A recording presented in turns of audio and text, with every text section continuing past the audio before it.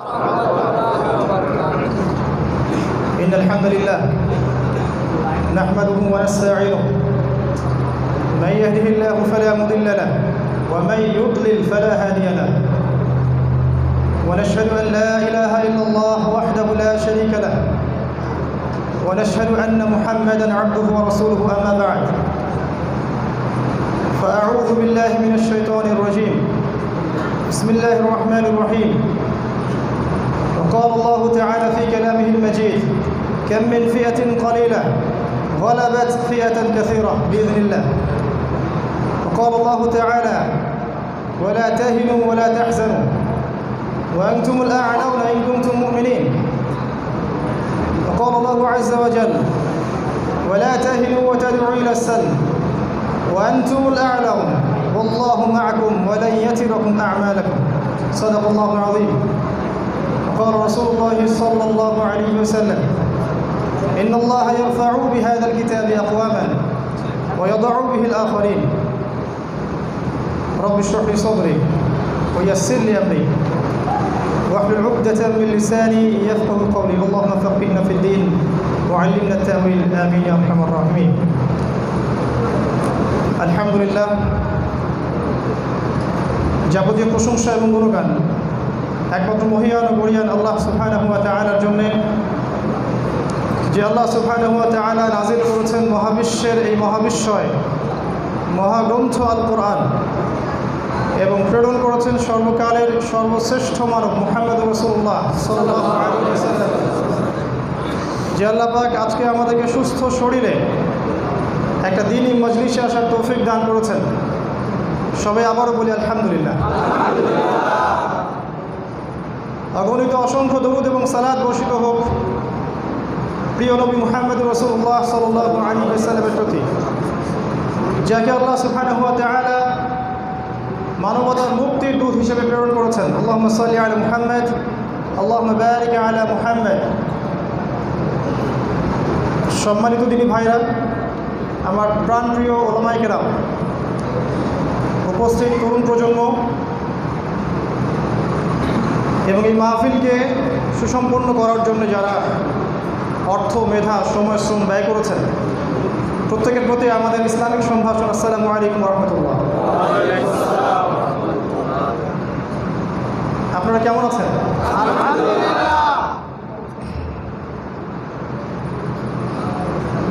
আজকে থেকে কয়েকদিন আগে অর্থাৎ 27শে রজব,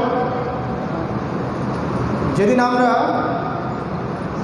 রাসূলুল্লাহ সাল্লাল্লাহু আলাইহি ওয়াসাল্লামের পবিত্র মেরাজ পালন করছিলাম বা উদযাপন করছিলাম, আজকের এই মেরাজের দিনের আরেকটা বিশেষত্ব ছিল। সেটা হলো এই মেরাজের ঠিক 100 বছর আগে একই দিনে আমরা আমাদের প্রাণের শহর, প্রাণের খেলাফা জেরুজালেম ইহুদি খ্রিস্টান সভ্যতার হাতে হারিয়েছিলাম। আমাদের খেলাফা এবং জেরুজালেমের হারানোর 100 বছর পূর্তি হয়েছে কয়েকদিন আগে। তারপরেও আমরা সবাই ভালো আছি। তারপরেও যখন আমরা জিজ্ঞাসা করছি হে উম্মাহ আপনারা কেমন আছেন, সবাই বলছে আমরা খুব ভালো আছি।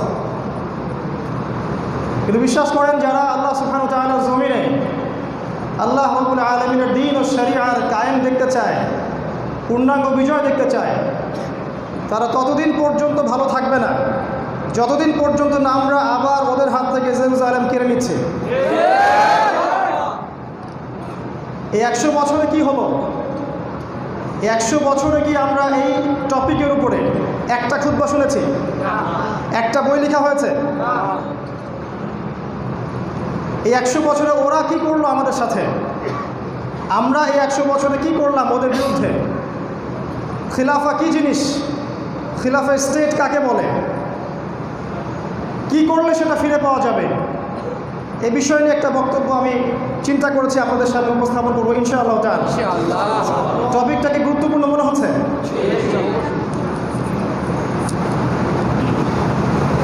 এখানে সবাই মাশাআল্লাহ কোরআন এবং সুন্নাহ পড়াশোনা করেন আমার মত, তাই আমি খুব গভীরে আলোচনা করতে যাচ্ছি না। আপনারা বুঝে নেবেন ইনশাআল্লাহ। তবে আমি শুরুটা করতে চাই এভাবে যে বর্তমান প্রেক্ষাপট শেষ জামানাই বলেন আর আখির জামানই বলেন, কোরআন সুন্নাহ ইসলাম এবং প্রেজেন্ট ওয়ার্ল্ড অ্যাফেয়ার্স এটা বোঝার জন্যে শুধুমাত্র বাহ্যিক জ্ঞান যথেষ্ট নয়। বাহ্যিক জ্ঞান দিয়ে আপনি এখনকার বিশ্বকে বুঝতে পারবেন না যতক্ষণ পর্যন্ত না আল্লাহ রাব্বুল আলামিন আপনার কলবের মধ্যে আল্লাহ নূর নাজিল করছেন। বাহ্যিক জ্ঞান অর্জন করার জন্যে আমরা কিছু সাবজেক্টের কথা বলে থাকি। প্রথমে বলি আল কোরআন পড়তে, কোরআনুল কারীমের ভাষা শিখতে এবং আল কোরআনের গভীর যে ব্যাখ্যা ইন্টারপ্রিটেশন এটা শিখতে। এটা 1 নাম্বার। 2 নম্বরে আমরা বলি রাসূলুল্লাহ সাল্লাল্লাহু আলাইহি ওয়াসাল্লামের হাদিস, এগুলোর উপর ভালো দক্ষতা অর্জন করতে। 3 নম্বরে গিয়ে আমরা বলি যে রাসূলুল্লাহ সাল্লাল্লাহু আলাইহি ওয়াসাল্লামের সিরাত উসওয়াতুল হাসানা এটাকে মুখস্থ করে ফেলতে। 4 নম্বর সাবজেক্টের কথা বলি ইসলামিক হিস্ট্রি অ্যান্ড কালচার, ইসলামের ইতিহাস এবং সংস্কৃতি আপনাকে শুরু থেকে 2021 পর্যন্ত জানতে হবে। 5 নম্বর সাবজেক্টের কথা বলি ইসলামিক ইকোনমিক্স, ইসলামী অর্থনীতি। অর্থনীতি সম্পর্কে জ্ঞান না থাকলে আপনি বর্তমান বিশ্বকে বুঝতে পারবেন না। এ বিশ্বে সামরিক আগ্রাসনের চেয়ে অর্থনৈতিক আগ্রাসন বেশি হয়। ওদের প্ল্যানগুলো ধরতে পারবেন না যদি না আপনি ইকোনমিক্সের উপরে যথেষ্ট দক্ষতা অর্জন করেন। 6 নম্বর আপনাকে দরকার হবে ফিকহ, যেটার ব্যাপারে আমাদের দেশের মানুষ বেশিরভাগ সময় গাফেল। কিছু মানুষ মনে করে কোরআন এবং হাদিসের তাত্ত্বিক কিছু পড়াশোনা করে মনে করে তারা মুফতি হয়ে গেছে। যতক্ষণ ফকিহদের কাছে আলেমদের কাছে এসে এদের সোহবতে পড়ে না থাকবে ততদিন পর্যন্ত শরীয়তের গভীর জ্ঞান অর্জন করতে পারবে। 7 নম্বর সাবজেক্টের কথা বলি আমরা ইসলামিক ফিলোসফি। এটা কোনো পাশ্চাত্য সাবজেক্ট নয়, এই সাবজেক্টের গোড়াপত্তন আমরা করেছি। আরেকটা সাবজেক্টের কথা বলি জিও পলিটিক্স, অর্থাৎ ওয়ার্ল্ড অ্যাফেয়ার্সকে বোঝার জন্য আপনারা যেটা পড়েন কারেন্ট অ্যাফেয়ার্স এবং জিও পলিটিক্স, এই পলিটিক্যাল সায়েন্স সম্পর্কে পড়াশোনা থাকতে হবে, অন্যথায় আপনি এই বিশ্বকে বুঝতে পারবেন না। এরকম কিছু সাবজেক্টে আপনি যদি পড়াশোনা করেন, একটা কনস্ট্রাকটিভ পড়াশোনা করেন, এলোমেলো পড়াশোনা নয়, ইনশাআল্লাহ আল্লাহ রাব্বুল আলামিন আপনার ভিতরে নূর এবং প্রজ্ঞা দান করবেন। তবে এই সাবজেক্টগুলো হচ্ছে আপনার বাহ্যিক জ্ঞান দিবে আপনাকে। যত পড়বেন তত ইনফরমেশন আপনি ইনস্টল করবেন। যত পড়ছেন এর মানে এই নয় আপনি জ্ঞানী হয়ে গেছেন। আমি পড়ছি এর মানে এই নয় আমি জ্ঞানী হয়ে গেছি। পড়ার অর্থ হচ্ছে আমি ইনফরমেশনগুলো আমার ভিতরে ইনস্টল করছি। যখন এই জানা অনুযায়ী আমরা আমল করব তখন হব জ্ঞানী। আর এই জ্ঞানগুলো অর্জন করার পরে যখন আমাদের মনের মধ্যে কোনো হিংসা থাকবে না, কোনো গীবত থাকবে না, রেষারেষি থাকবে না, আমরা উদার হব, তাসকিয়া থাকবে, জানা অনুযায়ী আমল করতে পারবে, উম্মার জন্যে বড় করে চিন্তা করবে এবং ছোট ছোট মাসআলাগুলো যেগুলো নিয়ে ইখতিলাফ আছে এগুলোকে ভুলে যাবে। দেন আপনি ফিল করবেন যে আল্লাহ পাক আপনার কলবের মধ্যে নূর নাজিল করছে। আল্লাহ রাব্বুল আলামিন যার হৃদয়ে নূর নাজিল করবেন তার দূরদর্শিতা, তার দৃষ্টিভঙ্গি হবে 8-10টা মানুষের চেয়ে আলাদা। সে এই বিশ্বকে এমনভাবে দেখবে 8-10টা মানুষ সেটা দেখতে পারবে না। আমরা যদি সেকুলারদের সামনে দাঁড়িয়ে বলি সামনে একটা নিউক্লিয়ার যুদ্ধ হতে যাচ্ছে, ওরা হাসবে। আমরা যদি এই কাফের, ফাসেক, মুশরিক, মুনাফিকদের সামনে দাঁড়িয়ে বলি যে অচিরেই এই জেরুজালেম থেকে ঈসা আলাইহিস সালাম এবং ইমামুল মাহদি পুরো বিশ্ব ইসলামী খেলাফা কায়েম করবেন, তারা হাসবে। আমরা জানি যাদেরকে আল্লাহ পাক অভ্যন্তরীণ এবং বাহ্যিক জ্ঞান দিয়েছেন যে এটা ইখতারাবা ওয়াদুল হক, আল্লাহ পাকের ওয়াদা, সত্য প্রতিশ্রুতির সময় ঘনিয়ে এসেছে। এই জ্ঞানগুলো অর্জন না করলে আপনি আজকের লেকচার বুঝতে পারবেন না। এটা আমার প্রথম নসিহত। দ্বিতীয় কথা যাচ্ছি,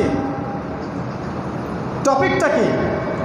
টপিকটা হচ্ছে খেলাফা, হাউ টু রিস্টোর খেলাফা ইন আখিরুজ জামান। শেষ জামানায় কিভাবে আপনি খেলাফা রিস্টোর করবেন। প্রথমে বুঝতে হবে খেলাফা কি জিনিস। আর আশা করব আমরা যে আমার বাড়ি যারা কেড়ে নিল, আমাদের বাড়ি যারা কেড়ে নিল সেই বাড়ি ফিরে পাওয়ার জন্য আমরা যদি কোনো চেষ্টা করি, তখন আমাদেরকে জঙ্গি সন্ত্রাসী বলা হবে না, এটা আশা করছি আমরা। এটা আমাদের মৌলিক অধিকার। যদি আপনার বাড়ি কেউ কেড়ে নেয় অন্যায়ভাবে, আপনার অধিকার আছে না সেটাকে পুনরুদ্ধার করা? ঠিক তেমনি ওই প্যালেস্টাইন পুনরুদ্ধার করার অধিকার আছে আমাদের। আপনার কাশ্মীর আর আরাকান বা আফগান এগুলো পুনরুদ্ধার করার অধিকার আমাদের আছে, আর এগুলো আমাদের জায়গা। খিলাফা কি জিনিস? খিলাফা বুঝতে হলে আল কোরআনে যেতে হবে। মাত্র 2টা জায়গায় আল্লাহ পাক খলিফা কথাটা বলেছেন, এবং 2 জন নবীর জন্য এটা প্রযোজ্য। সূরাতুল বাকারার 30 নম্বর আয়াতে আল্লাহ পাক বলেছেন, ওয়া ইয ক্বালা রাব্বুকা লিল মালায়েকা ইন্নী জাইলুন ফিল আরদি খলিফা। এই যে 1 নম্বর, আল্লাহ পাক আদম আলাইহিস সালামকে বলেছেন তিনি হচ্ছেন খলিফা। আরেকজন কোন নবীর ব্যাপারে আল্লাহ পাক বলেছেন? কে বলতে পারবেন? মাশাআল্লাহ, দাউদ আলাইহিস সালাম। কাদের নবী? বনু ইসরাইলের নবী, যিনি ওই জেরুজালেম থেকে সারা বিশ্ব শাসন করেছিলেন আজকে থেকে প্রায় 2500 বছর আগে। আর আজকের ইহুদিরা সেই যুগটাই ফিরিয়ে আনতে চাচ্ছে।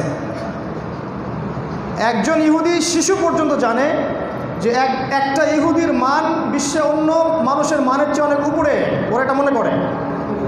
একটা ইহুদি যুবক জানে যে ইসরায়েল রাষ্ট্রের মূল লক্ষ্য হচ্ছে সারা বিশ্বকে শাসন করা। এই চেতনা ওরা লালন করছে বিগত 2000 বছর থেকে। আমরা আমাদের শত্রুদেরকে চিনতে পারি নাই, আমরা অভ্যন্তরীণ ইখতিলাফে বেশি ব্যস্ত ছিলাম। ফেরেশতারা কিন্তু জবাব দিয়েছিলেন, আতাজআলু ফিহা মান ইউফসিদু ফিহা ওয়া ইয়াসফিকু দিমা। আপনি কি এমন কাউকে পৃথিবীতে পাঠাচ্ছেন যাকে পৃথিবীতে পাঠালে 2টা কাজ করবে? কয়টা কাজ করবে? 2টা কাজ। একটা হচ্ছে ফাসাদ সৃষ্টি করবে, ফাসাদ। আরেকটা হচ্ছে রক্তপাত ঘটাবে, রক্তপাত। পুরো বিশ্বের দিকে তাকায় দেখেন, মানুষের মধ্যে যারা জালেম, যারা আল্লাহ বিরোধী, যারা কাফের, ফাসেক এবং মুশরিক, তারা 2টা কাজ করছে সারা বিশ্বে। হয় ফাসাদ সৃষ্টি করছে, না হলে রক্তপাত ঘটাচ্ছে। আর রক্ত যাদের ঝরানো হচ্ছে এদের 99% মুসলিম। কারণ কি? কারণ হচ্ছে তারা জানে যতক্ষণ পর্যন্ত একজন লা ইলাহা ইল্লাল্লাহ বলার মানুষ জীবিত থাকবে ততক্ষণ ওদের ঘুম হারাম। একজন তাওহীদপন্থী মানুষ তাদের পুরো এজেন্ডাকে ধসিয়ে দিতে পারে। একটা ওমর অর্ধবিশ্ব শাসন করতে পারেন। একজন খালিদ বিন ওয়ালিদ 100টা যুদ্ধ জয় করতে পারেন। একজন তারেক বিন জিয়াদ আপনার সাবকন্টিনেন্ট দখল করতে পারেন। একজন মোহাম্মদ বিন কাসেম দখল করতে পারেন। একটা তাওহীদপন্থী মানুষ যতক্ষণ জীবিত থাকবেন আল্লাহ পাক কিয়ামত দেবেন। ওরা চায় না একটাও জীবিত থাক। একটা ইনফরমেশন দেই আপনাদেরকে, হক কথা এবং হকটাকে যদি সবাই মিলে এক বাক্যে না বলতে পারেন, তাহলে এখন যে অল্প কিছু মানুষ হক বলার চেষ্টা করছে এদেরকেও খুঁজে পাবেন না। যদি সবাই একসাথে হকটা বলতে পারতেন তাহলে ওরা সবাইকে মারতে পারতো না। আজকে ওলামায়ে কেরামের এই যে মাইনাস ফর্মুলা হচ্ছে, যে শায়েখ বক্তব্য দিয়ে গেলেন, আপনি কি কনফিডেন্ট তিনি সারা জীবন থাকবেন বাংলাদেশে? তারপর কে হাল ধরবে? আমার পর কে হাল ধরবে? আপনার পর কে হাল ধরবে? প্রজন্ম কি তৈরি করেছি? সবাই একসাথে যদি বলতে পারতাম এটাই সত্য, এটাই হক, এটাই মিথ্যা, এটাই বাতিল, ওরা সবাইকে মারতে পারতো না। আজকে আমরা এই জায়গায় সমস্যায় ভুগছি। এই 2টা কাজ তারা করবে। এই পৃথিবীতে মানুষ 2টা কাজই করছে, রক্তপাত এবং ফাসাদ। এভরি সিঙ্গেল সেক্টর, আমাদের জীবনের প্রতিটা সেক্টরে ফাসাদ। পলিটিক্সে ফাসাদ, অর্থনীতিতে ফাসাদ, মহামারী নিয়েও ফাসাদ। খেয়াল করে দেখবেন, সংস্কৃতি ফাসাদ, এই যে মিডিয়াগুলা ফাসাদ, এদের প্রযুক্তিগুলো সব ফাসাদ, এদের যে অস্ত্রগুলো আছে মারণাস্ত্রগুলা, নিউক্লিয়ার ওয়েপেন্স, সব ফাসাদ। প্রতিটা সেক্টর ফাসাদে পরিপূর্ণ। আল্লাহ পাক আরও একজন নবীর কথা বলছেন, দাউদ আলাইহিস সালাম। এই নবীকে আল্লাহ পাক বলছেন তিনিও একজন খলিফা। এই আয়াতটা আছে সূরা সদের মধ্যে 38 নম্বর আয়াতে। আল্লাহ পাক বলছেন দাউদ আলাইহিস সালামকে, আরেকটা খুব ভালো করে বোঝেন। আল্লাহ পাক দাউদ আলাইহিস সালামকে বলছেন, ইয়া দাউদ, হে দাউদ, ইন্না জাআলনাকা খলিফাতান ফিল আরদ, আমি আল্লাহ তোমাকে পৃথিবীতে খলিফা করেছি। তোমার কাজ কি? তোমার কাজ হচ্ছে ফাহকুম বাইনান নাসি বিল হক। একজন খলিফার কাজ হকের মাধ্যমে মানুষের মাঝে বিচার ফয়সালা করা। খলিফার কাজ কি? হকের মাধ্যমে মানুষের মাঝে বিচার ফয়সালা করা। আরেকটা কাজ ওয়ালা তাত্তাবিউল হাওয়া, প্রবৃত্তির অনুসরণ করবে না। ইন্নাল্লাযীনা ওয়ালা তাত্তাবিউল হাওয়া ফায়ুদিল্লুকা আন সাবিলিল্লাহ, তাহলে এই অনুসরণটা তোমাকে আল্লাহর পথ থেকে সরিয়ে দিবে। ইন্নাল্লাযীনা ইউদিল্লুনা আন সাবিলিল্লাহ, নিশ্চয়ই যারা আল্লাহর পথ থেকে বিচ্যুত হয়ে যায়, লাহুম আযাবুন শাদীদ, ওদের জন্য আছে কঠিন শাস্তি। বিমা নাসু ইয়াউমাল হিসাব, এই কারণে যে তারা আল্লাহর হিসাবের দিনটা ভুলে গেছে। এই আয়াতটা খুব ভালো করে বোঝেন। আল্লাহ পাক দাউদ আলাইহিস সালামকে বলেছেন তুমি খলিফা, এক নম্বর পয়েন্ট। দুই নম্বর, খলিফার কাজ কি? আল্লাহর হক দিয়ে মানুষের মাঝে বিচার ফয়সালা করবে। হকটা কি? সূরা কাফ 29 নম্বর আয়াতে যান, হকের সংজ্ঞা দিয়েছেন আল্লাহ, ওয়াকুলিল হাক্কু মির রাব্বিকুম, হক সেটাই যেটা আল্লাহর পক্ষ থেকে নাজিল করা হয়। হক মানব রচিত সংবিধান নয়, হক মানুষের যুক্তি না, হক মানুষের দর্শন না, হক মানুষের বিজ্ঞানও না। ওয়াকুলিল হাক্কু মির রাব্বিকুম, হক সেটাই যেটা রবের পক্ষ থেকে নাজিল করা হয়েছে। প্রশ্ন, রবের পক্ষ থেকে কী নাজিল করা হয়েছে? একসময় তাওরাত ছিল, সেটাই হক ছিল। একসময় ছিল জাবুর, ওটাই ছিল হক। একসময় নাজিল করা হয়েছে ইনজিল, ওটাই সেখানকার হক। কোরআন নাজিল করার পর থেকে নিয়ে কিয়ামত পর্যন্ত দ্বিতীয় কোনো হকের মানদণ্ড আছে? যদি কোনো মুসলিম বা দেশ, জাতি বা সমাজ মনে করে কোরআন সুন্নাহ হকের চূড়ান্ত মানদণ্ড নয়, অন্য উৎসের প্রয়োজন আছে, তাহলে আমরা বলবো আবার লা ইলাহা ইল্লাল্লাহ সাক্ষ্য দিয়ে মুসলিম হতে হবে। ওয়ালা তাত্তাবিউল হাওয়া, হকের দ্বারা বিচার ফয়সালা করবে আর প্রবৃত্তির অনুসরণ করবে না। কাকে সতর্ক করছেন? দাউদ আলাইহিস সালাম। প্রবৃত্তির অনুসরণ মানে কি? মানে আমার মন গড়া বিধান, মন গড়া দর্শন, মন গড়া আইন, মন গড়া মতবাদ, এগুলো প্রবৃত্তি, এগুলোর অনুসরণ করবে না। যদি করো তাহলে এই অনুসরণ তোমাকে আল্লাহর পথ থেকে সরিয়ে দেবে। আর যারা আল্লাহর পথ থেকে সরে যায় তাদের জন্য আছে জাহান্নামের যন্ত্রণাদায়ক শাস্তি। এখানে আপনি বুঝতে পারলেন খলিফার কাজ কি হওয়া উচিত। যদি আমরা আল্লাহর বিধান দ্বারা বিচার ফয়সালা করি, আমরা সত্যিকারের খলিফার দায়িত্ব পালন করছি। ইসলামপন্থীরা ক্ষমতায় গিয়েও যদি আল্লাহর বিধান দ্বারা বিচার ফয়সালা না করে, তারাও খলিফার দায়িত্ব পালন করে না। ওদের কথা তো বাদই দিলাম। উল্টা দিকে আসেন, যারা আল্লাহর বিধান দ্বারা ফয়সালা করছে না, এদেরকে আল্লাহ কি বলেছেন? চলে যান সূরা মাইদায়, আয়াত নাম্বার দেখেন 44, 45 আর একটা 47। স্পষ্ট ঘোষণা আল্লাহ পাকের, ওয়ামান লাম ইয়াহকুম বিমা আনজালাল্লাহ, যে ব্যক্তি আল্লাহর বিধান দ্বারা বিচার ফয়সালা করে না, ফাউলাইকা হুমুল কাফিরুন, এরা কাফের। ওয়ামান লাম ইয়াহকুম বিমা আনজালাল্লাহ ফাউলাইকা হুমুজ যালিমুন, তারা জালেম। ওয়ামান লাম ইয়াহকুম বিমা আনজালাল্লাহ ফাউলাইকা হুমুল ফাসিকুন, তারা ফাসিক। তার মানে একজন খলিফার দায়িত্ব হচ্ছে আল্লাহর বিধান দ্বারা বিচার ফয়সালা করা এবং অন্য বিধান অনুসরণ না করা। যদি করে সে হবে ফাসিক, সে হবে জালেম, সে হবে কাফের। এই কথা মানতে কোনো সমস্যা আছে? এখন এরকম একজন খলিফা যখন একটা রাষ্ট্র চালান, এই রাষ্ট্রের নাম হচ্ছে খিলাফা স্টেট। একটা খিলাফা স্টেট যেটা দাউদ আলাইহিস সালাম চালিয়েছেন, তার ছেলে সুলাইমান আলাইহিস সালাম তিনিও চালিয়েছেন। এবং তিনি এমন সভ্যতার অধিকারী ছিলেন যেটা আজ পর্যন্ত কাউকে দেওয়া হয় নাই। এবং আমাদের নবী মুহাম্মদ সাল্লাল্লাহু আলাইহি ওয়াসাল্লাম তিনিও কিন্তু মদিনা থেকে, পরে মক্কা থেকে ইসলামী খিলাফা স্টেট কায়েম করেছিলেন। তারপরে আবু বকর সিদ্দিক, উমর, ওসমান, আলী, উমাইয়া, আব্বাসী ও ফাতেমি সমস্ত যুগে পৃথিবীর কোনো না কোনো জায়গায় খেলাফা স্টেট অবশ্যই ছিল। একসাথে পুরো বিশ্ব থেকে কখনো খেলাফা স্টেট চলে যায় নাই, যতদিন পর্যন্ত না এই ব্রিটেন আর আমাদের মুসলিমদের মধ্যে কিছু মুনাফেক একসাথে মিলে উসমানীয় খেলাফতকে পতন ঘটিয়েছে। এর মধ্যে জাজিরাতুল আরবের অনেক দেশও ছিল, স্পেশালি আমাদের সোকল্ড আমিরুল মুমিনিন মুহাম্মদ বিন সালমানের দেশও ছিল। কিছু মানুষ মনে করে এ হচ্ছে আমিরুল মুমিনিন।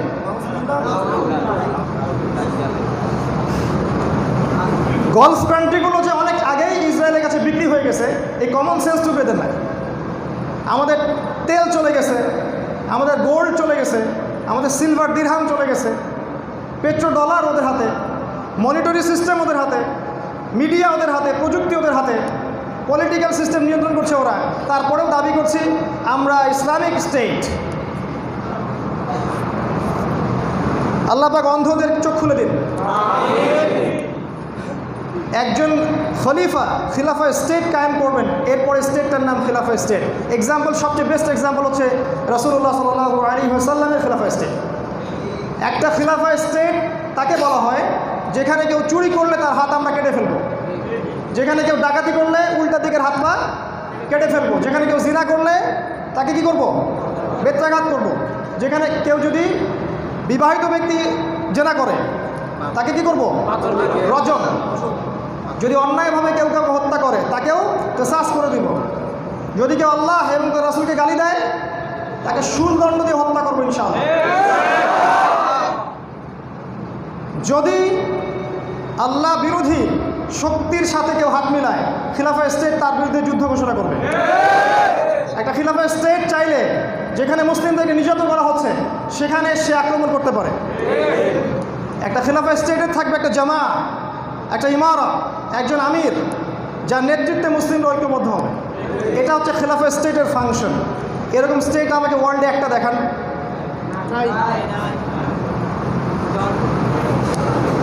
তারপরে আমরা বলছি আলহামদুলিল্লাহ আমরা ভালো আছি। এরপর কি, একটা খিলাফা স্টেটে আরও কিছু কাজ আছে। একটা খিলাফা স্টেটে আল্লাহ সুবহানাহু ওয়া তাআলার বিধানই চূড়ান্ত, এখানে অন্য কোনো বিধান চলবে না। একটা খিলাফা স্টেটে সার্বভৌম ক্ষমতার মালিক আল্লাহ সুবহানাহু ওয়া তাআলা। একটা খিলাফা স্টেটে সমস্ত ক্ষমতার উৎস জনগণ নয়, আল্লাহ। একটা খিলাফা স্টেটে কোনো সেকুলারিজম কমিউনিজম চলবে না। একটা খিলাফা স্টেট পরিপূর্ণ কোরআন এবং সুন্নাহ দিয়ে চলবে। তোমাদের পোষাইলে মানো, না পোষাইলে জাহান্নামে যাও, এটাই খিলাফা স্টেট। আমাদের এস্টিমেট ইনশাআল্লাহ তাআলা আল্লাহ পাক এই শতাব্দীতেই সেই খিলাফা স্টেট আবারও ফিরিয়ে দেবেন ইনশাআল্লাহ। মাঝখানে অল্প সময় বাকি আছে। আমাদের এস্টিমেট আল্লাহু আ'লাম বিসওয়াব 50 ইয়ার্স, 50 বছর। আমাদের এস্টিমেশন 50 বছর। বছর এভাবে বলতে হয় না আমি জানি, এটা আমার অনুমান। আল্লাহু আ'লাম বিসওয়াব, আল্লাহ ভালো জানেন। অ্যাটলিস্ট আমি একটা টাইম লাইন দিচ্ছি আপনাকে প্রস্তুতি গ্রহণ করার জন্য। এটা খেলাফা স্টেটের ফাংশন। এবার চলেন দেখি এরকম স্টেট আমাদের ছিল কি না। ওই যে রাসূলের যুগে যান, আচ্ছা রাসূলের যুগ তো সোনালী যুগ, ওখানে বলার তো কিছু নাই।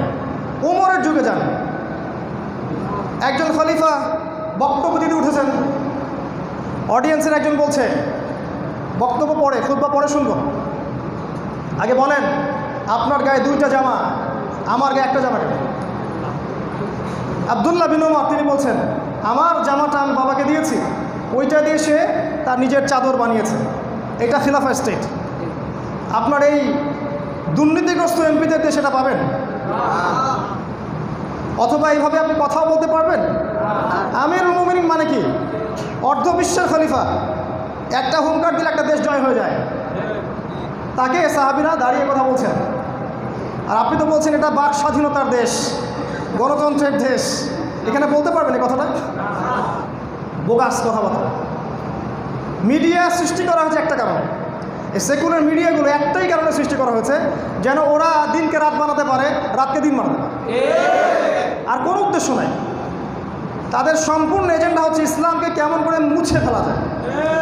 ইউরিদুনা লিইউতফিউ নূরাল্লাহ বি, ওইটাই দেখেন টকশো মানে কি, বি আফওয়াহিহিম। ওরা ওদের মুখের ফুৎকার দিয়ে ইসলামকে মিটিয়ে ফেলতে চায়। ওয়াল্লাহু ইউতিম্মু নূরাহ, আল্লাহ পাক তার নূরকে প্রজ্বলিত করবেন। ওয়ালাউ কারিহাল কাফিরুন, যদিও এই কাফেররা সেটা পছন্দ করবে না।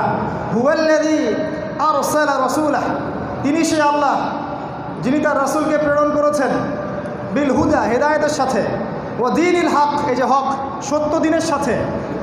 কেন? লিইউযহিরাহু আলা দ্বীনি কুল্লিহি, যাতে করে এই দিন অন্য সমস্ত দিনের উপর বিজয়ী হতে পারে। ওই মসজিদের কোনায় বসে তসবিহ টেপার জন্য দিনকে পাঠানো হয় না। আল্লাহ বলছেন লিইয়ুযহিরাহু আলা দ্বীনি কুল্লিহি, যাতে অন্য সমস্ত দিনের উপর এই দিন বিজয়ী হতে পারে, এই জন্যে আমি ইসলামকে প্রেরণ করেছি। ওয়ালাউ কারিহাল মুশরিকুন, যদিও মুশরিকরা এটা পছন্দ করবে না। দেখেন ওমর ইবনে খাত্তাব রাতের বেলা হাঁটছেন, ওই যে বাচ্চা কাঁদছে, ডেকচির মধ্যে খাবার নাই, মা কাঁদছে, বাচ্চা কাঁদছে, বাচ্চাকে ঘুম পাড়ানোর চেষ্টা করছে। ইবনে খাত্তাব গিয়ে বলছেন, ইয়া আমাতাল্লাহ, হে আল্লাহর বান্দি, তোমার বাচ্চাদের জন্য কোনো খাবার নাই তোমার কাছে? আর এই মহিলা বলছে, ওয়াল্লাহি হাদা বাইনি ওয়া বাইনা ওমর, আল্লাহ কসম করে বলছে এটা আমার এবং ওমরের মাঝখানের ব্যাপার, আমি ওকে কিয়ামতের দিন দেখে নিব। আমিরুল মুমিনিনের কলিজা কেঁপে গেল। জনগণ খেতে পারছে না, এ যদি আল্লাহর সামনে দাঁড়িয়ে আমার বিরুদ্ধে অভিযোগ করে, আমি তো শেষ। তিনি আমিরুল মুমিনিন নিজে গেলেন ওই রাষ্ট্রীয় কোষাগারে, সেখানে গিয়ে নিজের পিঠে আটার বস্তা নিলেন, নিয়ে হাঁটছেন ওই মহিলার বাড়ির দিকে। আর তার সাথে একজন সাহাবী ছিলেন, নাম মনে নেই আমার এখন, মাশাআল্লাহ, শুকরিয়া। তিনি বলছেন, ইয়া আমিরুল মুমিনিন, আমাকে বোঝাটা বহন করতে দেন। আর ওমর ইবনে খাত্তাব বলছেন, হাল আনতা তাহমিলু উযরি ইয়াউমাল কিয়ামাহ, তুমি কি কিয়ামতের দিন আমার বোঝা বহন করবে? সুবহানাল্লাহ, চিন্তা করছেন। নিজে গিয়ে খাবার দিয়ে আসলেন, নিজের হাতে রান্না করে বাচ্চাদেরকে খাওয়ালেন, তারপরে শান্তি পাইলেন যে না, আমি এখন সেফ।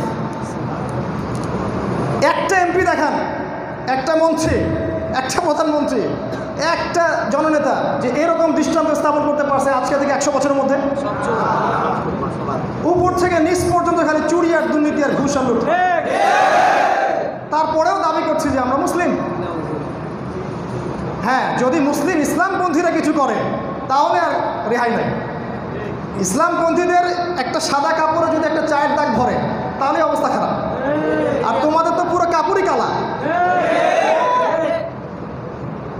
আল্লাহ পাক তাদের তাকদিরে হেদায়েত থাকলে হেদায়েত দেখ, যদি হেদায়েত না থাকে আল্লাহ পাক তাদেরকে ধ্বংস করে দেয়। আমরা ফেড আপ, আমরা আসলে ফেড আপ।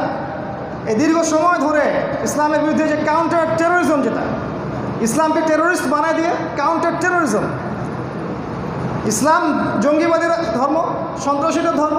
হ্যাঁ, তোমাদের শেখানো ইসলাম সন্ত্রাসীদের ধর্ম না। যে ইসলাম তোমরা ব্রিটেন থেকে শিখে আসছো, আমেরিকা থেকে শিখে আসছো, ওই ইসলাম ঠিক আছে। আমরা যেটা ফলো করতে চাই ওটা মৌলবাদী ইসলাম, এটাকে ডমিনেট করার জন্য কাউন্টারিজম।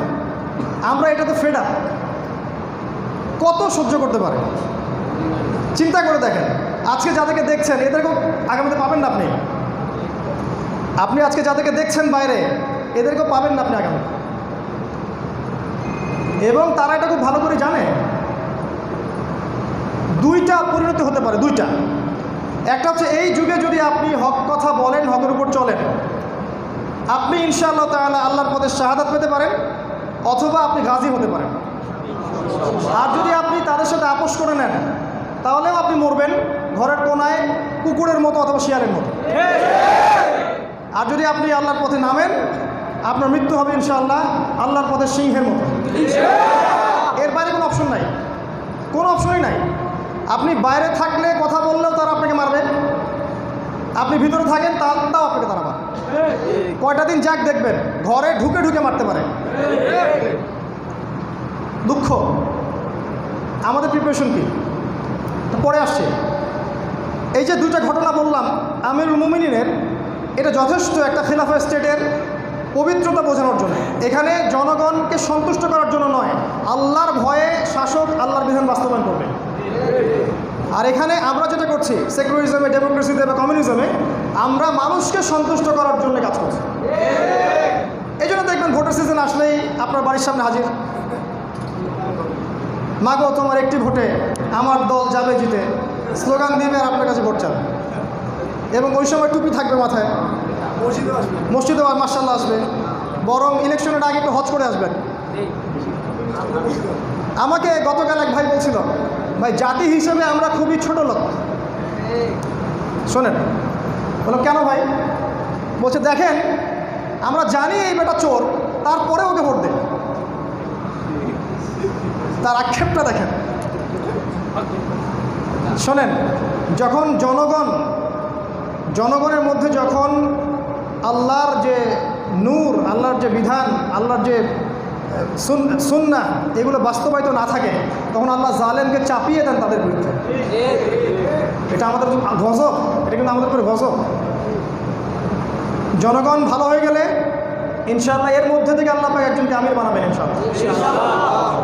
খেলাফা স্টেটের পবিত্রতা দেখালাম। এবার আসেন আমাদের সেই স্টেটটা কেমন করে চলে গেল। আমাদের খেলাফা স্টেট ছিল 1914 সাল পর্যন্ত, লাস্ট একটা শেল।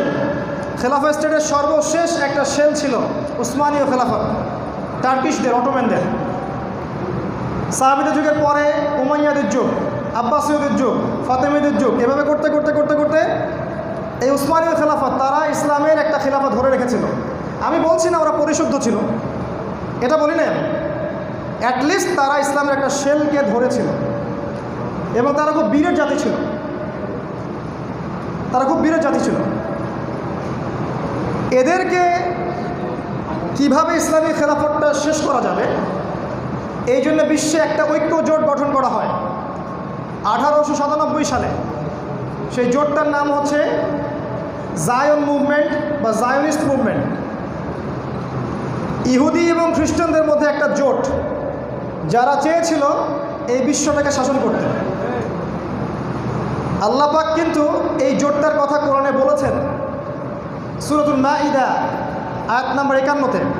আল্লাহ পাক বলেছেন, ইয়া আইয়ুহাল্লাযীনা আমানু, হে মুমিনগণ, লা তাত্তাখিযুল ইয়াহুদা ওয়ান নাসারা আউলিয়া, তোমরা ইহুদি এবং খ্রিস্টানদেরকে বন্ধুরূপে গ্রহণ করো না। বা'দুহুম আউলিয়াউ বা'দ, খেয়াল করেন, তারা একে অপরের বন্ধু। ইতিহাসে কখনো ইহুদি খ্রিস্টানরা একসাথে বন্ধুত্ব করে নাই। আমি হিস্ট্রির ছাত্র, ফিলোসফির ছাত্র। ইতিহাসে ইহুদি এবং খ্রিস্টানরা কখনো একসাথে বন্ধুত্ব করে নাই, বরং এরা একে অপরের সাথে লড়াই করেছে দীর্ঘদিন ধরে। ইহুদিরাই তো ঈসা আলাইহিস সালামকে হত্যা করার চেষ্টা করেছিল,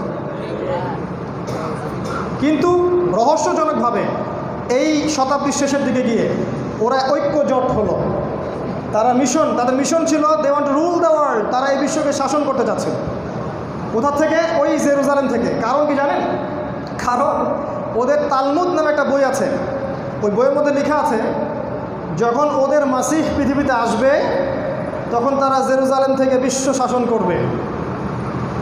এবং ওরা মনে করে এই মাসিহুদ দাজ্জাল হচ্ছে ওদের আসল মাসিহ এবং এরা তাকে অবশ্যই অনুসরণ করবে। যাই হোক, এরা গঠন করার পরে প্রথম যে কাজটা করলো সেটা হলো বিশ্বের অর্থনীতি নিয়ন্ত্রণ করে ফেলল এবং সেই টাকা দিয়ে তারা 1914 সালে প্রথম বিশ্বযুদ্ধ ঘটিয়ে দিল।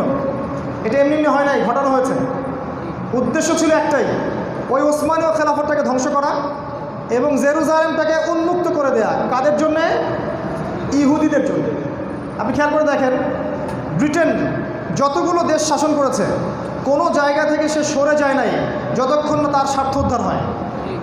এই যে কাশ্মীর ভারত পাকিস্তানের মাঝে লাগিয়ে দিয়ে গেল না, এই যে আরাকান আমাদের থেকে ছিন্ন করলো, এই যে পাকিস্তান বাংলাদেশ ডিস্টেন্স গ্যাপ, এগুলো ম্যাপে আঁকা হলো। কারা আঁকলো? ওই ব্রিটেন। কিন্তু এই অটোম্যানদেরকে ধ্বংস করার পরে ব্রিটেন কিন্তু জেরুজালেম দখল করলো না, ব্রিটেন সেখানে থাকলো না, বরং সে ইহুদিদের জন্য দরজা খুলে দিল। বিশ্বের বিভিন্ন জায়গা থেকে ইহুদিরা সেখানে আসা শুরু করলো। এক পর্যায়ে তারা একটা রাষ্ট্র গঠন করলো। আমাদের ভাই, আমাদের মা, আমাদের বোন সবাইকে তারা সেখান থেকে কচুকাটা করে বের করে দিল, নির্মমভাবে নির্যাতন করে, বাচ্চাদেরকে হত্যা করলো, ঘরবাড়ি পুড়িয়ে দিল এবং তারা অবৈধ রাষ্ট্র স্থাপন করলো। এবার ব্রিটেনের খেলা শেষ, ব্রিটেনের স্বার্থ শেষ, ওর খেলাও শেষ। এটাকে বলা হয় ইতিহাসে বেলফোর ডিক্লারেশন। পড়ে দেখবেন, বেলফোর ডিক্লারেশন। এর মধ্য দিয়ে তারা সেখানে ঢুকলো। এরপর ব্রিটেন চলে গেল, ওর পাউন্ড পড়ে গেল, ও রুলিং স্টেট থেকে আরেকটা স্টেটকে রুলিং স্টেট বানালো, সেটা হচ্ছে আমাদের এখনকার ইউএসএ, আমেরিকা। কেউ চিনতো না এই দেশটাকে, এটা রেড ইন্ডিয়ানদের দেশ ছিল, কেউ চিনতো না। হঠাৎ করে সে রাইজ করলো বিশ্বের বুকে এবং ব্রিটেনের যে ক্ষমতা ছিল তার চেয়ে অনেক বেশি ক্ষমতা, অনেক বড় মিলিটারি পাওয়ার, টেকনোলজি, মিডিয়া, সেনাবাহিনী, অর্থনীতি, আপনার নিউক্লিয়ার ওয়েপেন্স সব নিয়ে সে বিশ্বে মাথা তুলে দাঁড়ালো। এমনভাবে যে কোনো দেশ ওকে টক্কর দিতে পারতেছে না। এমনি এমনি হয়নি এটা। আর রহস্যজনকভাবে এই আমেরিকাও ইসরায়েলের সাথে বন্ধুত্ব করেই চলল। এবার সে এসে 48 সালে দ্বিতীয় বিশ্বযুদ্ধের সময় ইসরায়েলকে একটা সার্বভৌম রাষ্ট্র ঘোষণা করে দিল এবং আমেরিকার সহযোগিতায় ইসরায়েল আরবদের সাথে যুদ্ধ করল। নাটক যুদ্ধ, এগুলো নাটক যুদ্ধ। 4 বার প্রত্যেকটা যুদ্ধে তারা একটু একটু করে মুসলিম ভূমি দখল করলো। মিশর, সিনাই উপত্যকা, এদিকে জর্ডান, এদিকে লেবানন দখল করতে থাকলো। রাষ্ট্র বড় হতে থাকলো, এতটুক থেকে এতটুক, তারপর এতটুক এতটুক। ইসরায়েল আস্তে আস্তে বড় হতে থাকলো এবং মঞ্চের পিছন থেকে আমেরিকা ওকে সাপোর্ট করতে থাকলো এবং পুরো আমেরিকা সে নিয়ন্ত্রণ করতে শুরু করলো। আমেরিকার বিজনেস, আমেরিকার ইকোনমি, আমেরিকার পলিটিক্স, সিনেট সব ইসরায়েল নিয়ন্ত্রণ করা শুরু করলো। এবার আমেরিকা তার ক্ষমতা ইসরায়েলের হাতে দিয়ে যাচ্ছে। এখন ইসরায়েল হবে এই সামনের বিশ্বের নতুন রুলিং স্টেট। কেন বলতে পারি এটা? কারণ ওই জেরুজালেম থেকেই বের হবে মাসিহুদ দাজ্জাল এবং এই ইহুদিরাই তাকে ফলো করবে। রাষ্ট্র গঠন হয়ে গেছে, ইহুদিরাও চলে আসছে। ইনশাল্লাহ দেখবেন অল্প সময়ের মধ্যে মালহামা হয়ে যাবে। ইমাম মাহদিও বের হবেন, দাজ্জালও বের হবে, জেরুজালেম আবার উদ্ধার করা হবে। কিন্তু ইসরায়েল আমেরিকার চাইতে বেশি শক্তি নিয়ে বিশ্বের বুকে মাথা তুলে দাঁড়ানো। দেখেন প্রতিটা মিডিয়া ইসরায়েল কেন্দ্রিক, প্রতিটা ব্যাংকিং সিস্টেম ওর সুদী ব্যাংক কেন্দ্রিক, প্রত্যেকটা টেকনোলজি ও নিয়ন্ত্রণ করছে। আপনি কি বলছেন, কি করছেন, এভরি সিঙ্গেল থিং সে নিয়ন্ত্রণ করছে। এমন ডিভাইস ওদের কাছে আছে যেটা আপনি কল্পনা করতে পারবেন না। আকাশ প্রতিরক্ষা ব্যবস্থা, মহাকাশের স্যাটেলাইট, অন্য অন্য গ্রহের সাথে কানেকশন, নিউক্লিয়ার ওয়েপেন্স, পলিটিক্স, সংস্কৃতি, শিক্ষা ব্যবস্থা সব কিছু ইসরায়েল জেরুজালেম থেকে নিয়ন্ত্রণ করা শুরু করবে। এখন পর্যন্ত সে এটা করে যাচ্ছে, এখন পর্যন্ত। এবং এটা পৃথিবীতে শেষবারের মতো। এরপর সে আর কখনো এটা করতে পারবে না। এটা শেষবারের মতো। এভাবে খেলাফত চলে গেল, এদের হাত ধরে খেলাফত চলে গেল এবং ইসরায়েল এই 2021 সাল পর্যন্ত এসে বিশ্বের বুকে একটা বড় শক্তিশালী রাষ্ট্র হিসেবে মাথা তুলে দাঁড়ালো। এমনভাবে সে কূটনীতি চালাচ্ছে সারা বিশ্বে, সাপ মরবে লাঠি ভাঙবে না। সে মঞ্চের সামনে আসবে না, পিছন থেকে সে কলকাঠি মারবে এবং অন্যরা এর ট্র্যাপে পা দিবে। মুসলিমদেরকে জঙ্গি বানানোর জন্যে সে এরকম কিছু সন্ত্রাসী সংগঠন তৈরি করেছে। এদেরকে দিয়ে সেই ইসলামের সবচেয়ে গুরুত্বপূর্ণ ইবাদত জিহাদ এটাকে বিতর্কিত করেছে। কিছু ভাই ভুল করে পা দিয়েও ফেলেছে অজ্ঞতাবশত। আল্লাহ পাক বলেছিলেন এদেরকে বন্ধুরূপে গ্রহণ না করতে, এরা একে অপরের বন্ধু। আল্লাহ কিন্তু আয়াতটা শেষ করেন নাই।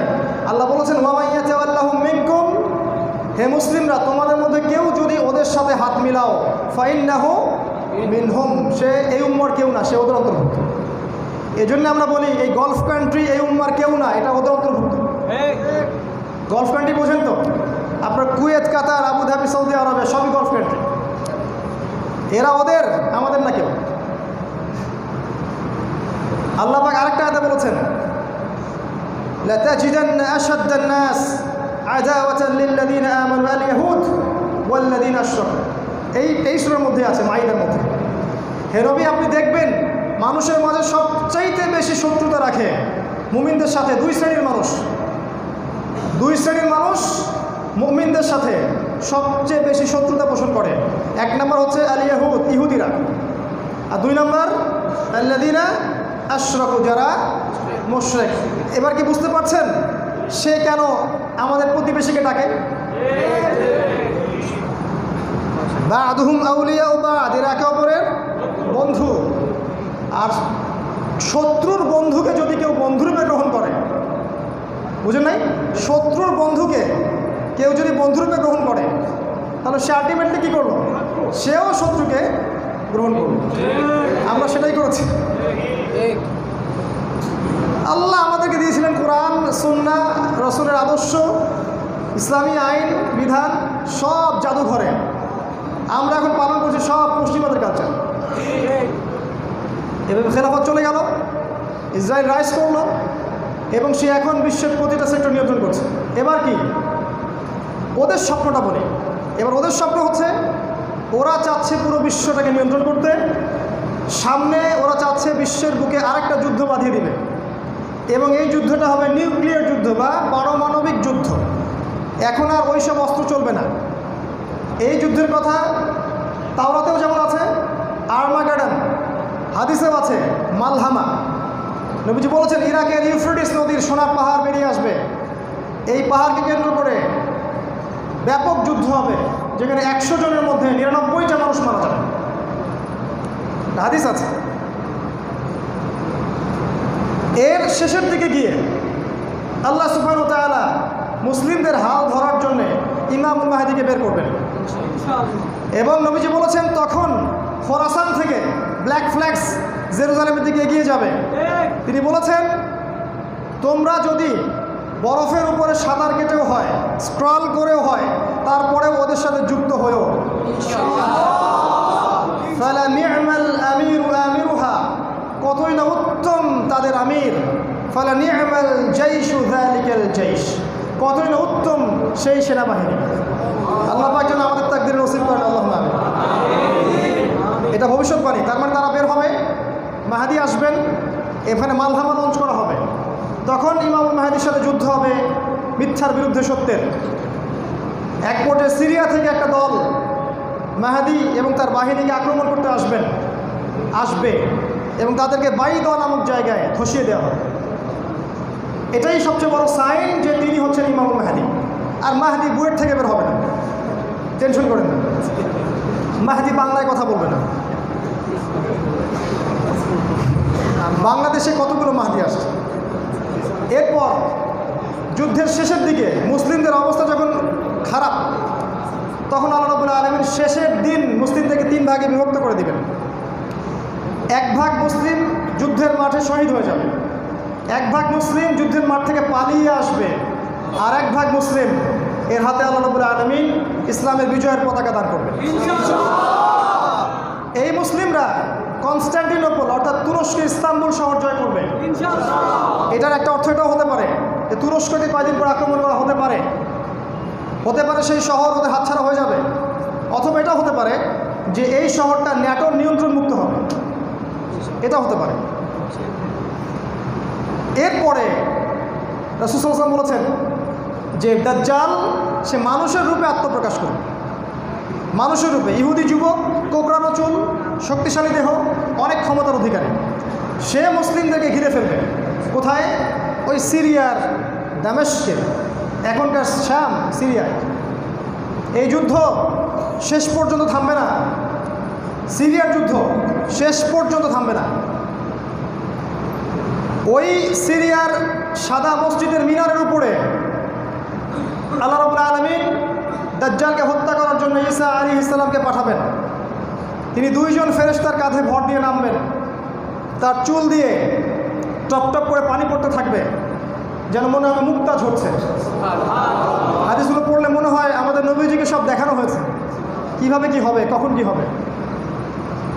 এরপর তিনি ইমামতি করবেন না, মাহদিকে ইমামতি করতে বলবেন। আমাদের সম্মান, দরজা খুলে দেওয়া হবে। ঈসা আলাইহিস সালামকে দেখা মাত্রই মাসিহুদ দাজ্জাল থরথর করে কাঁপতে থাকবে, পালাতে থাকবে। এক পর্যায়ে প্যালেস্টাইনের বাবেলুদ, এই জায়গায় দাজ্জালকে হত্যা করবেন ঈসা আলাইহিস সালাম। সত্য মাসিহের হাতে মিথ্যা মাসিহ পরাজিত হবে। একটা কথা বলি, এই বাবেলুদকে দেখবেন ইন্টারনেটে। এই বাবেলুদ ইসরায়েলের এয়ারক্রাফটের বেস ক্যাম্প, সেখানে তারা ওদের সমস্ত অস্ত্রশস্ত্র আর এই যে আপনার এয়ারক্রাফটগুলোকে মজুত করেছে। হাদিসটা মনে করাই দিই, দাজ্জাল আকাশ নিয়ন্ত্রণ করবে। ওই দেখেন বাবেলুদে এয়ারপোর্ট অলরেডি হয়ে গেছে, ওই মিনার অলরেডি সাদা হয়ে গেছে যেখানে ঈসা আলাইহিস সালাম নামবেন। যখন হাদিসটা বলা হচ্ছিল তখন সেখানে কোনো মসজিদই ছিল না, সময় নাই। তারপর নবীজি বলেছেন একটা একটা করে ইহুদিকে হত্যা করা হবে, একটা একটা করে। এমন লাতুকাতিলুন্নাল ইয়াহুদ, তোমরা অবশ্যই ইহুদিদের সাথে যুদ্ধ করবে, নবীজি বলেছেন। এমনকি একটা ইহুদি যদি পাথরের পিছনে লুকায়, নবীজি বলছেন যে পাথর পর্যন্ত কথা বলবে, ইয়া মুসলিম, হে মুসলিম, ইন্না ওয়ারা'আল ইয়াহুদ, আমার পিছনে একজন ইহুদি আছে, তাআল ফাকতুলহু, আসো ওকে হত্যা করে দাও। এই সময়টা আমাদের জন্য অপেক্ষা করছে, মাঝখানের সময়টুকুই যা। এখন সাফারিং করছি আমরা, suffering period of time, but victory will be hours ইনশাআল্লাহ। এটা আপনার সামনের ভবিষ্যৎ। আর ওরা কি চাচ্ছে? ওরা চাচ্ছে এইগুলো যেন না হয়, তারা সারা বিশ্বকে নিয়ন্ত্রণ করতে পারে। তাদের এই অনেক স্বপ্ন কোশ্চিনকালেও বাস্তবায়ন হবে না ইনশাআল্লাহ। তারা যে কোনো মুসলিমকে মারুক, যত মুসলিমকে রক্ত ঝরাক, যত দেশ তারা আক্রমণ করুক, হোক সেটা আফগান বা ইরাক বা সিরিয়া বা লেবানন বা জর্ডান বা কাশ্মীর বা আরাকান, কোনোদিনও তারা ইসলামকে এই পৃথিবী থেকে মুছে ফেলতে পারবে না। ইসলাম একটা শিকড়ের নাম। আমার ওস্তাদ বলতেন, ইসলাম একটা রুট বা শিকড়ের নাম, যাকে তুমি কোশ্চিনকালে উপরে ফেলতে পারবে না। ডালপালা কাটতে পারো, সেটা আবার গজাবে ইনশাআল্লাহ। আমরা যদি তখন বেঁচে নাও থাকি, আমাদের সন্তানরা ইনশাআল্লাহ এই বিজয় দেখে যাবে ইনশাআল্লাহ। আপনার ছেলে খালিদ, তার হাতেই আল্লাহ পাক বিজয়ের পতাকা দিবেন ইনশাআল্লাহ। আমার ছেলে ওমর, সে বাইতুল মাকদাস জয় করবে ইনশাআল্লাহ। এভাবে বাচ্চাদেরকে মানুষ করতে হবে, ফিজিক্যালি, মেন্টালি, জ্ঞানের দিক থেকে, আধ্যাত্মিকভাবে এবং ইমানি চেতনায়, এই জজবায় আপনাকে সন্তান মানুষ করতে হবে। একটা পয়েন্ট বলে ইতি টানছি, সেটা হলো এই 100 বছর ধরে তারা কিন্তু আমাদের সাথে অনেক গেম খেলেছে। খেয়াল করে দেখবেন, এই 100 বছরে তারা জাতিসংঘ তৈরি করেছে, যার মূল কারণ, যার মূল উদ্দেশ্য হচ্ছে পুরো বিশ্বের বুকে ওদের এজেন্ডাগুলোকে বাস্তবায়ন করা, মুসলিম থেকে ডমিনেট করা। একটা উদ্দেশ্য, আর কিছু না। অনেক ইবলিস, অনেক জিন শয়তান ওদের মধ্যে আছে, এটা অনেকে বুঝতে পারেন না। জিন জাতির সহায়তাও তারা নিচ্ছে। কখনো চিন্তা করেন না যে মহাবিশ্বের এই জায়গায় খবর তারা কেমন করে পায়? দুইটা জাতির কথা আল্লাহ পাক বলেছেন। একটা সূরা আল্লাহ বলেছেন, শয়তান জিনরা মানুষ শয়তানের উপর ওহী করে। ওলামা কেন বলতে পারবে, শয়তান জিন যারা আছে তারা মানুষ শয়তানের উপর ওহী করে, কিন্তু ওদের সাথে কমিউনিকেশন আছে এদের। যাই হোক, তারপর তারা 100 বছরে কী করেছে দেখেন, সারা বিশ্বে তারা গ্লোবাল শিরক ছড়িয়ে দিয়েছে। আপনার পড়াশোনার ক্ষেত্র শিরকি, আপনার অর্থনীতি শিরক, আপনার পলিটিক্স শিরক, আপনার সংস্কৃতিও শিরক। দাঁড়িয়ে আছে অন দ্য বেস অফ শিরক এন্ড কুফর। প্রমাণ করব। এডুকেশন, আপনার এডুকেশন সিস্টেমের বেস কি? পরীক্ষা নিরীক্ষা পর্যবেক্ষণের মাধ্যমে যা লাভ করা যায় তার নাম কি? জ্ঞান। আর আমরা বলছি আল্লাযীনা ইউমিনুনা বিল ঈমান কুফর। বোঝেন না? বুঝেন নাই? আল্লাহ, মালায়েকা, আসমানি কিতাব, পরকাল, জান্নাত, জাহান্নাম, এগুলোকে যতক্ষণ ওরা ল্যাবরেটরিতে পরীক্ষা নিরীক্ষা পর্যবেক্ষণের মাধ্যমে প্রমাণ না করছে, অতক্ষণ এটা সত্য না। এটা ওদের জ্ঞানের ভিত্তি, জ্ঞান অর্জনের মূলনীতি। আর আমরা বিশ্বাস করি গায়েবের উপর, ঈমান এবং কুফর। ইকোনমিতে যান, আল্লাহ হালাল করেছেন যাকাত, ব্যবসা, সাদাকা, সোনা রূপা এবং কৃষিভিত্তিক ইকোনমি। এই জায়গায় দেখেন ওরা দিয়েছে সুদ, রিবা, গ্লোবাল রিবা, সারা বিশ্ব রিবা খাচ্ছে। একটা গ্রাম খুঁজে পাবে না যেখানে রিবা নাই, সুদ নাই। এটা কিভাবে শিরক হলো? কেউ যদি আল্লাহর হালালকে হারাম করে, আল্লাহর হারামকে হালাল করে, তাহলে কি হয়? সূরা তাওবা 31 নম্বর আয়াত পড়ে দেখেন। আল্লাহর হালালকে কেউ যদি হারাম করে, আল্লাহর হারামকে কেউ যদি হালাল করে, এটা হচ্ছে শিরকি পাপ, শিরক, কুফর, ইকোনমি শিরক। পলিটিক্সে যান, ওই যে ডেমোক্রেসি, আল্লাহবাদ, জনগণের শাসন, কি এটা? শিরক। সেকুলারিজমে যান, সব ধর্মের সমান, কি এটা? কমিউনিজমে যান, কমিউনিজম, সমাজতন্ত্র, আল্লাহ বলতে কেউ নাই, রাষ্ট্রই সব কিছু, এটা কি? জাতীয়তাবাদে যান, ন্যাশনালিজম, সবাই বিভক্ত, আমরা সবাই আগে ন্যাশনাল, আগে জাতীয়তা, উম্মা পরে, এটা কি? সবই শিরক। সংস্কৃতিতে দেখেন, একটা সংস্কৃতি দেখান যেটা তাওহীদের উপর দাঁড়ায় আছে। ওদের তিলক, ওদের ঢোলক, ওদের যে শিখা অনির্বাণ, শিখা চিরন্তন, ওদের যে মঙ্গল শোভাযাত্রা ইত্যাদি, এগুলো কি? ফুল পুষ্পস্তবক অর্পণ, এইটা সেটা, ভাস্কর্য মূর্তি, এগুলো কি? আপনার সংস্কৃতি শিরক। মিডিয়াতে দেখেন, মিডিয়া মানেই শিরকে রাখা, মিডিয়া মানেই শিরকে রাখা। কোনোদিনও বলবে না ইনশাআল্লাহ, কোনোদিন এরা বলবে না সুবহানাল্লাহ, আলহামদুলিল্লাহ, লা ইলাহা ইল্লাল্লাহ, বলবে না তারা। এগুলো মৌলবাদীদের কথা, জঙ্গিদের কথা। ওদের এজেন্ডাই হচ্ছে এটা, যাতে করে তারা ইসলামের আলোটা নিভিয়ে দিতে পারে। উঠে পড়ে লেগেছে একেবারে। আর আল্লাহ পাকের কি ক্ষমতা দেখেন, এতগুলো মিডিয়া একসাথে হয়েও ইসলামকে আমাদের মন থেকে মেটাতে পারে না। খেয়াল করে দেখছেন কি? পারে নাই। কিন্তু পেপার, পত্রিকা, মিডিয়া, টেলিভিশন সব দেখবেন রাজাকার মানে দাঁড়িয়ে আছে, টুপি আছে, পাগড়ি আছে। টেরোরিস্টকে দেখবেন গলায় তাবিজ ঝুলতেছে।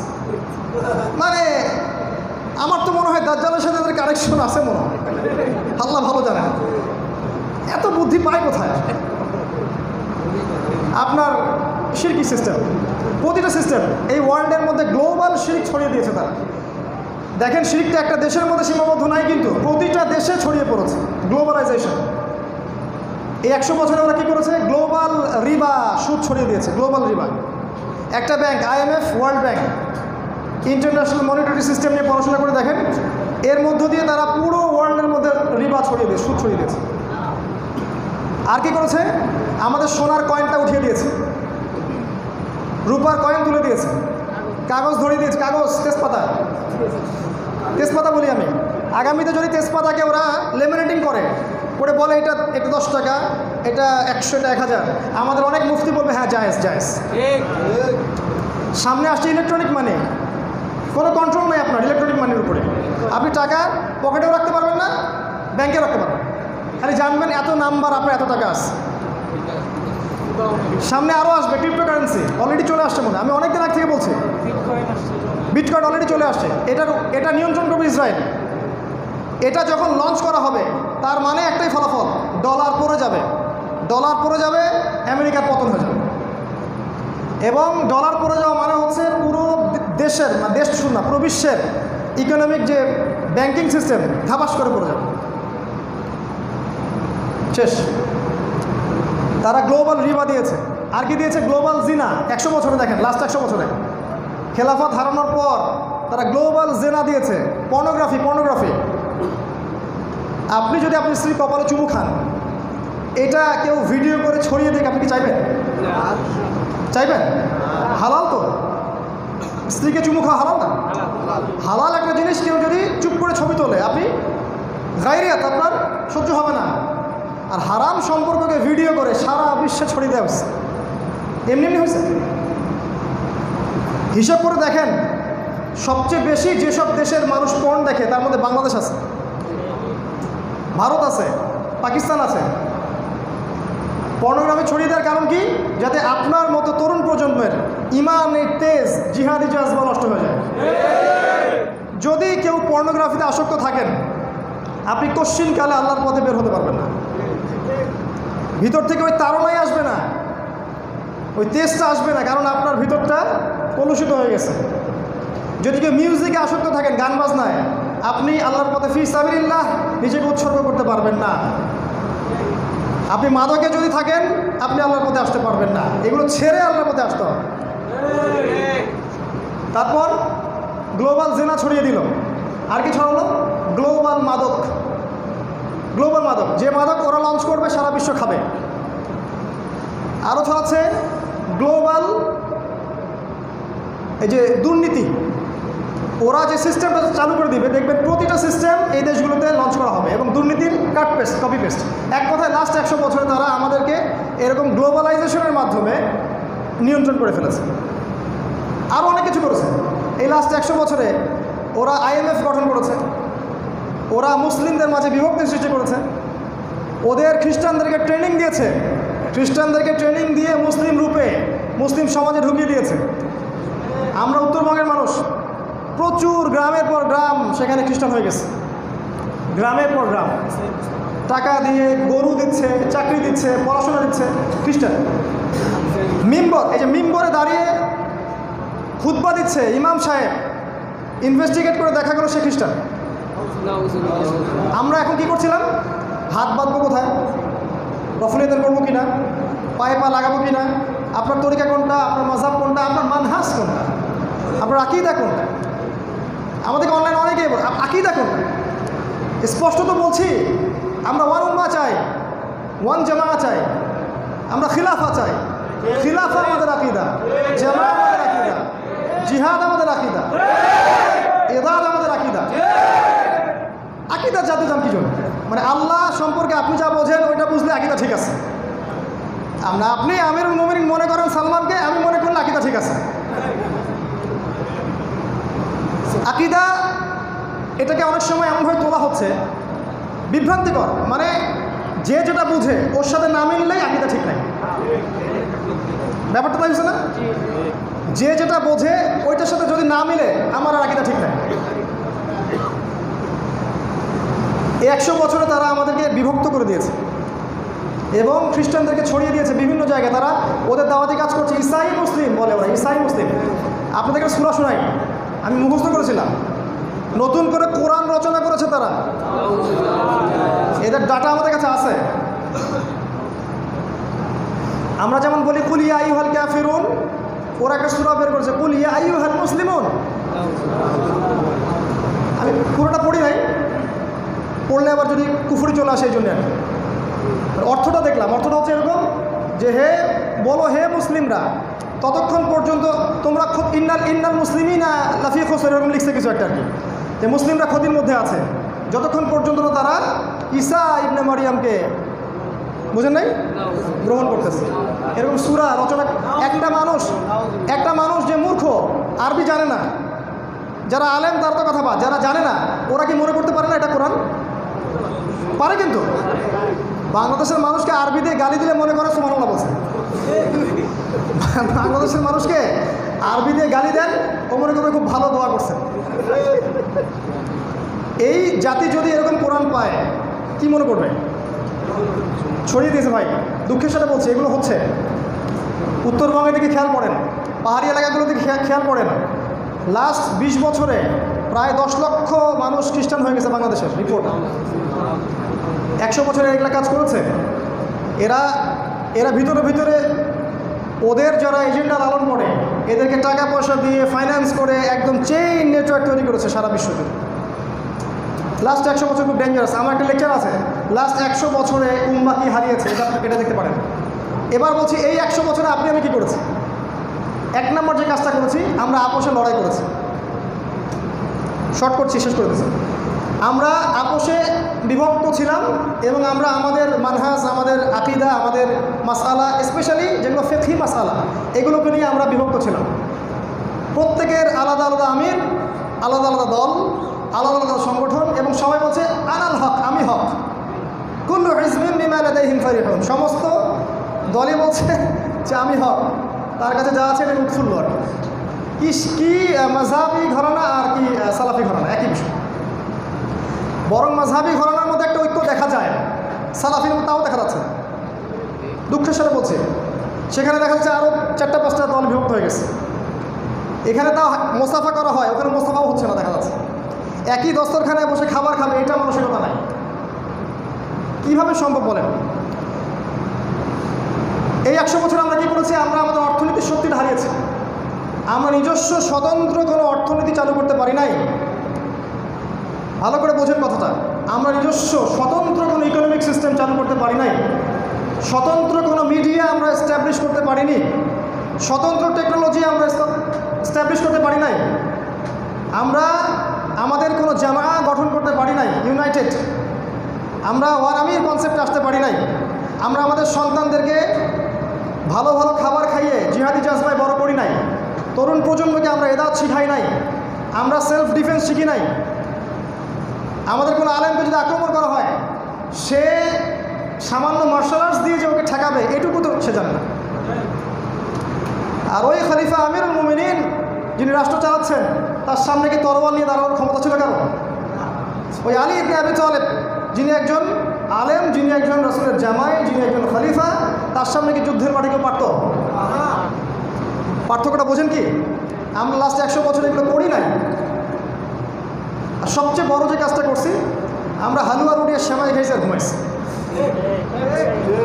আমরা এটা নিয়ে কোনো চিন্তাই করি নাই।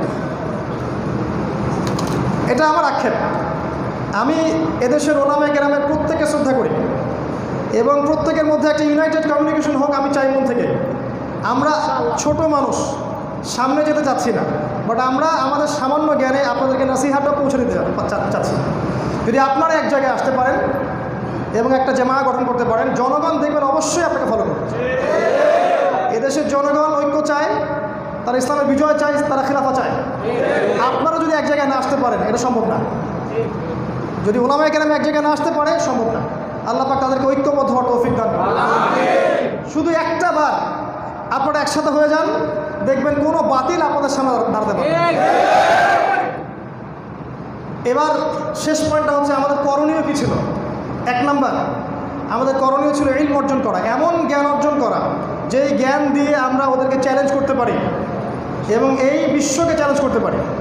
শুধু সেকুলার জ্ঞান নয় বা শুধু কোরআন সুন্নাহ নয়, দুইটার কমিউনিকেশন থাকতে হবে, হারমোনিয়াস কানেকশন থাকতে হবে।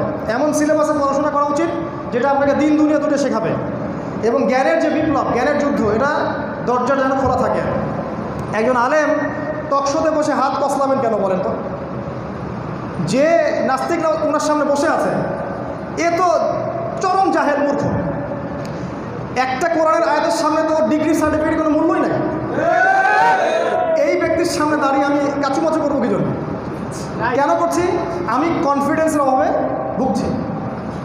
এর কারণ হচ্ছে আমার সেই সার্টিফিকেট জ্ঞানটা নাই কিন্তু, যেটা দিয়ে আমি ওদেরকে চ্যালেঞ্জ করতে পারি। আল্লাহ পাক কিন্তু সূরা ফুরকানে বলেছিলেন যে ফালা তুতিল কাফিরিন, হে নবী আপনি কাফেরদের আনুগত্য করেন না, ও জাহিদহুম বিহি জিহাদান কাবীরা, এবং ওদের সাথে কোরআন দিয়ে বড় জিহাদ করুন। আল্লাহ এখানে জ্ঞানতাত্ত্বিক জিহাদের কথা বলেছেন, এই জন্য জ্ঞানটা আগে অর্জন করতে হবে। আমি সাবজেক্টগুলোর কথা বলেছি, এগুলো পড়বেন ইনশাআল্লাহ। 2 নম্বর জ্ঞান অনুযায়ী আমল।